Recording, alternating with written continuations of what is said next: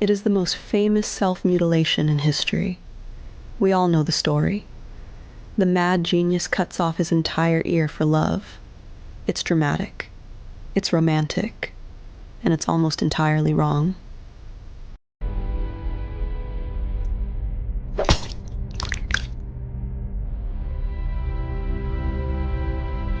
The legend says he wrapped his whole ear in newspaper and gave it to a prostitute named Rachel, telling her to keep this object carefully.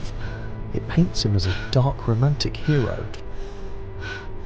This version of the story didn't appear until decades later, pushed by biographers who wanted to sell books. They turned a sad medical crisis into a gothic horror story.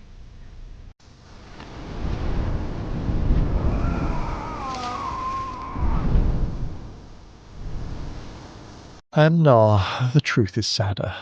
Vincent was in a severe psychotic state, likely fueled by absinthe and weeks of tension with his housemate Paul Gauguin. When Gauguin threatened to leave forever, Vincent snapped.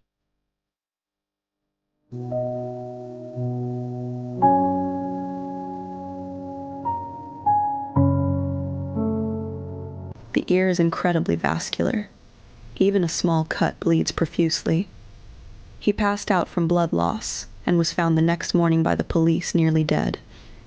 It wasn't a calculated gesture. It was a frantic, messy crisis. Police! Get on the ground!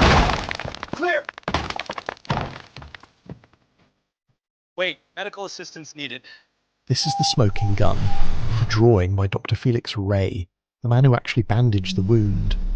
His diagram clearly shows that only the lower part of the earlobe was removed. The police report says a piece of his ear. Paul Gauguin said the lower part of the ear. The evidence overwhelmingly points to a partial severance, not the whole organ. Evidence. A piece of an ear, specifically the lobe.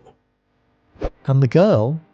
Recent research suggests she wasn't a prostitute, but a maid working at the brothel named Gabrielle. She was likely terrified when a bleeding man handed her a piece of flesh. Why did the painting show his right ear bandaged? Because he was painting himself in a mirror. He cut the left. The mirror showed the right. It's a simple practical detail. The incident was the beginning of the end.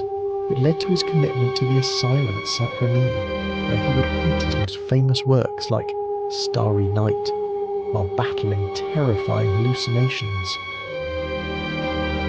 He painted the self-portraits right after he was released from the hospital. They weren't celebrations of madness. They were desperate attempts to prove he was sane enough to keep working.